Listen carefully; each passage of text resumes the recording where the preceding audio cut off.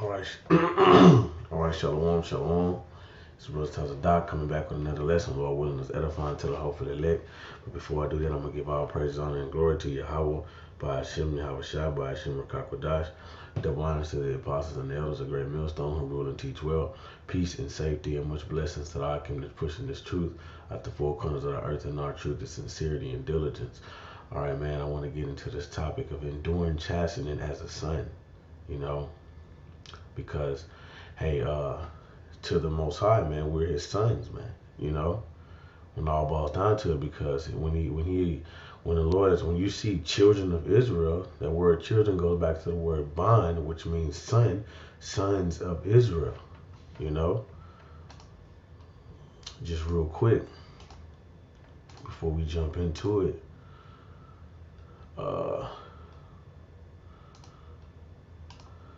let's see. Damn, I ain't lose. Nah, I'm gonna remember it. Yeah, I got it.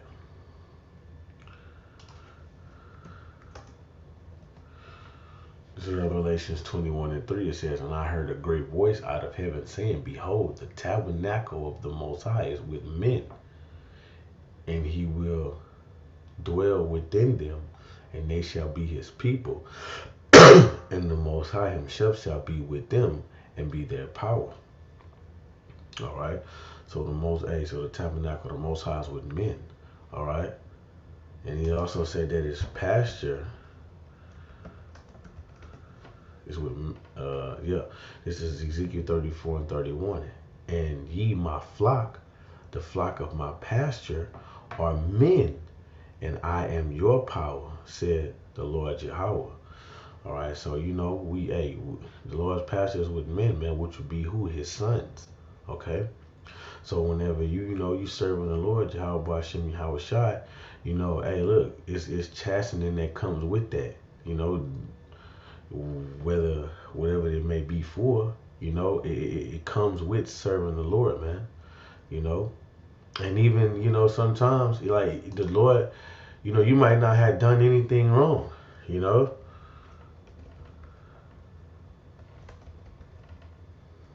Let's see.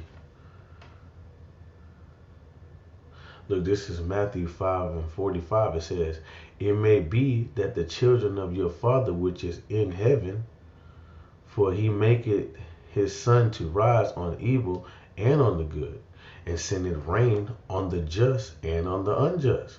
So sometimes you may not have did anything wrong, but it's just something that the Lord want to purge out of you, something the Lord want to get out of you, something the Lord want to do with you. Maybe it's something that you got going on that the Lord want to remove from you, or maybe it's something that the Lord want to put you through so He can bring you to the next level. Whatever chastening it is with the Lord, you're supposed to endure it. Because when you read Hebrews, the 12th chapter, start at the 5th verse, it says, "And ye have forgotten the exhortation which speaketh unto you as unto children. My son, despise not thou the chastening of the Lord, nor faint when thou art rebuked of Him. For whom the Lord loveth, He chasteneth, and scourge every son whom He receiveth." So therefore, like if you love your son, like how you brothers that got children, you love your son, especially in this truth. If you can be with your son like you want, you're in your heart inclines to your son, so therefore you teach him the right way, and then whenever it's time to, if he do something out of the ordinary, or whatever the case may be, you put him through certain things, or you direct him in the path, or therefore you end up chastening him if need be, but you do it all out of love, because He says, what? For whom the Lord loveth, He chasten. All right. So when you go into that word chasten, Strong's G 3811, Paiduo, it says to train children, to be instructed, or taught, or learn, to cause one to learn, to chasten, to or castigate with words, to correct, of those who are molding the character of others by reproof or admonishing or admonition. That nation, what the fuck? Admonition. If I said that right, admonition of God to chasten by the affliction of evils and calamities, you know, to chasten with blows, to scourge, of a father's punishing his son, a judge ordering one to be scourged, all right, to train up a child, man, okay? See, so you chasten him, you see, and scourge him, you know? It says, if ye endure chastening, the Most High deal with you as sons. You see, so if you endure chastening, the Most High deal with you. The Most High deal with you as a son. You know, because what? Real quick, while it's on my mind, Proverbs 19 and 18, it says, "Chasten thy son while there is hope." All right. Chasten thy son while there is hope, and then it says, "Let not thy soul spare for his crying." So it says, "Chasten thy son while there is hope," and that hope can be synonymous with grace. All right, so chasten thy son while there's hope. Chasten the son while there's grace. All right, because what the Most High is putting us through these different things, these different trials, these different afflictions, to purge out of us the things that that He want out of us, to present us as well, so we can be presented as chaste virgins. It says, "Chasten thy son while there is hope," and we know that and like I said, so hope can be synonymous with grace, because who through grace came. How did grace come? Let's see. This is John 1 and 17. It says, "For the law was given by Moses, but grace and truth came by Yahweh Shah Mashiach."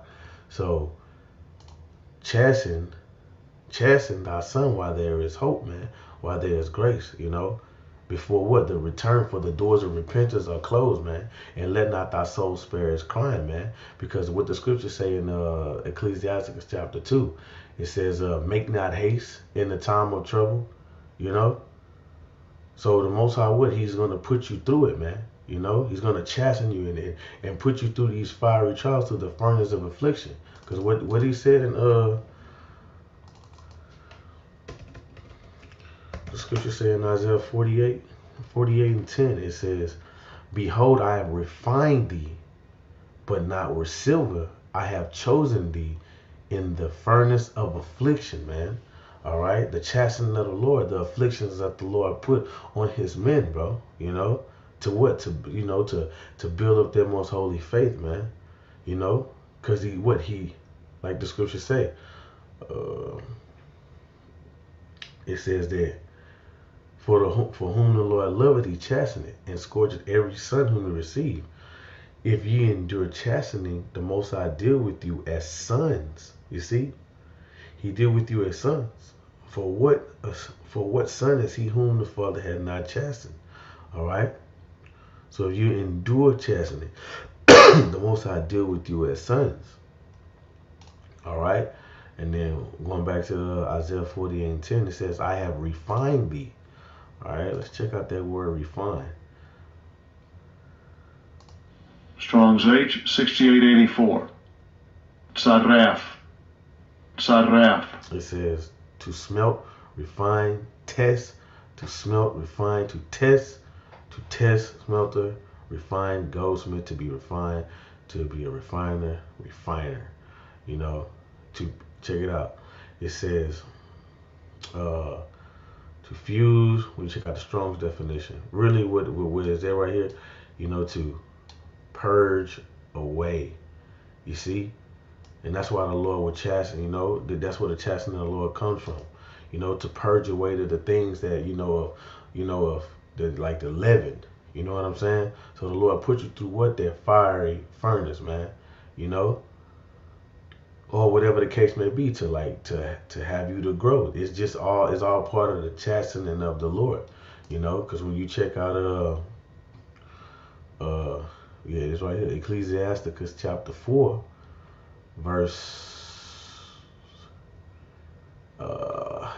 start at Um, I'm going to start at 14. It says, they that serve her shall minister to the Holy One, and them that love her, the Lord do love. Whoso giveth ear unto her shall judge the nations, and he that attendeth unto her shall dwell securely. If a man commit himself unto her, talking about wisdom, he shall inherit her, and his generation shall hold her in possession. For at first she will walk with him by crooked ways, and bring fear and dread upon him. You see? Bring fear and dread upon him, and torment him with her discipline. You see? The chastening, the wisdom of the Lord, until she may trust his soul and try him by her laws.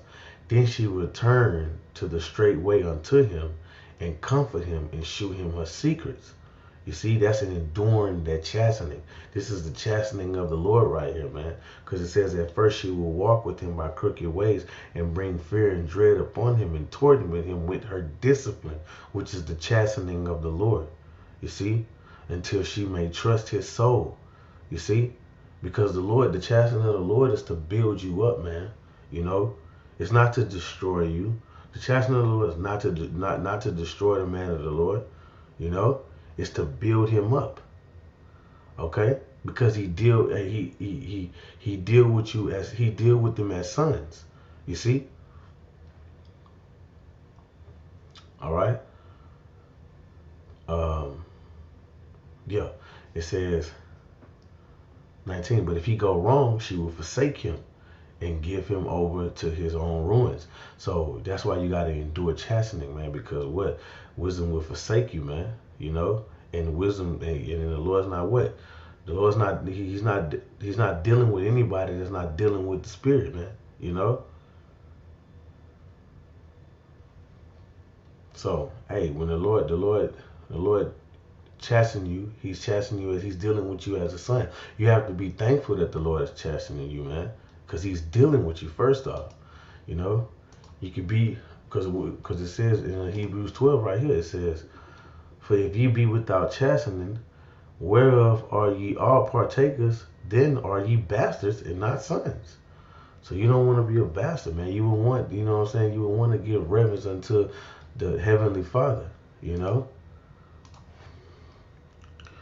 It's Proverbs 20 and 30. It say, the blueness of a womb cleanseth away evil. So do the stripes of inward parts of the belly. So the blueness of a womb cleanseth away evil. And where did that happen at? That happened in Jonah. Damn. That happened in Jonah because, check it out. This is Jonah 1:1. Now the words of Yahweh came unto Jonah, the son of Amittai, saying, arise, go to Nineveh, that great city, and cry against it, for their wickedness is come up before me. But Jonah rose up to flee from Tarshish, from the presence of the Lord, and went down to Joppa, and he found a ship going to Tarshish. So he paid the fare thereof, and went down unto it, to go with them to Tarshish from the presence of the Lord. So therefore the Lord gave him what? He gave him a commandment to do what? He gave him an order to go cry against what? The city, before the wickedness, you know, that has come before the Lord. But what he did, he rebelled against the Lord, which is what? You know, rebel. I hope I spell this right. Rebel.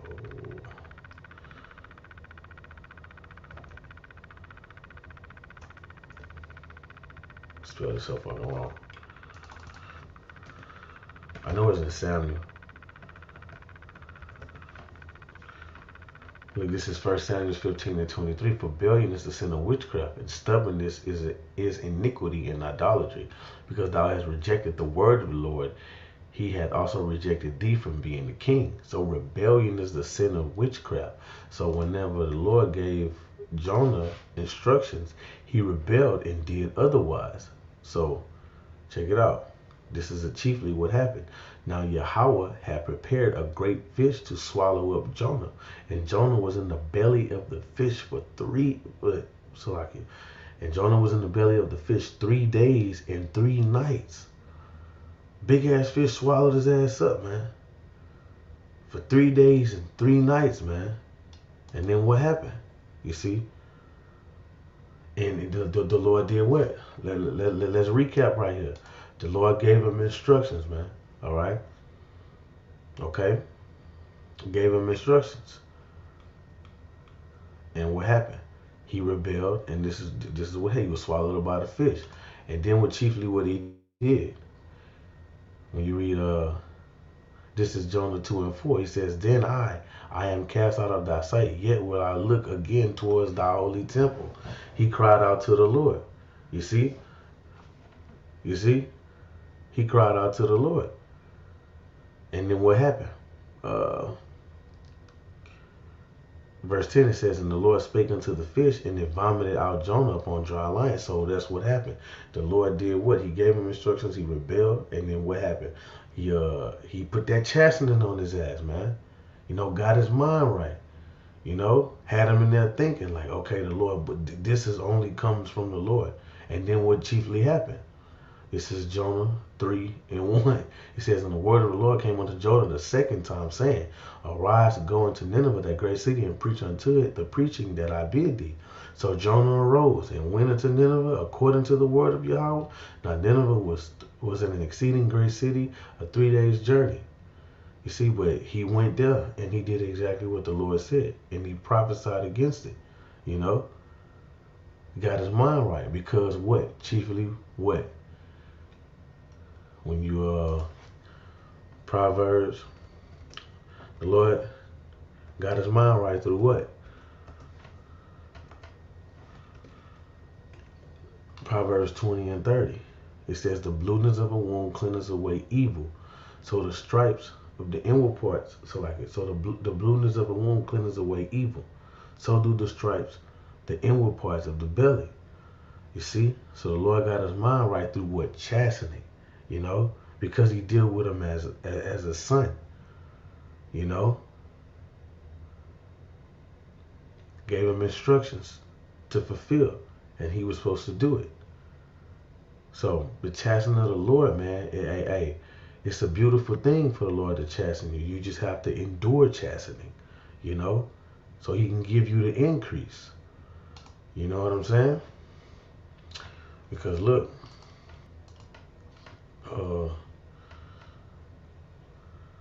Ecclesiasticus 30, chapter 30 and 3, it says, He that teacheth his son grieveth the enemy, and before his friends he shall rejoice, and say, He that teaches his son, all right, it grieveth the enemy. And so the Lord did what, man? The Lord ultimately had it set up that we would get this word, man, and it grieveth the enemy. How did the Lord have it set up we would get this word? When you read Malachi 4, it says, Behold, Malachi 4 and 5, Behold, I will send you Elijah the prophet before the coming of the great and dreadful day of the Lord. You see? And it grieved the enemy that it teaches this that this word went out, man. That we being taught who we are, man. It grieved the enemy. Bring dreads upon them, fear and terror. Why? Because we know who we are now. You know what I'm saying? So yeah. And that was all part of the chastening of the Lord, Even because he said they're in a place where it said that you are not my people, you will be called my people, That all comes with the chastening of the Lord, because he put us away. Like even now, you end it with your individual self, You gotta endure the chastening of the Lord, man, so he can give you that increase, and count it all joy too, man.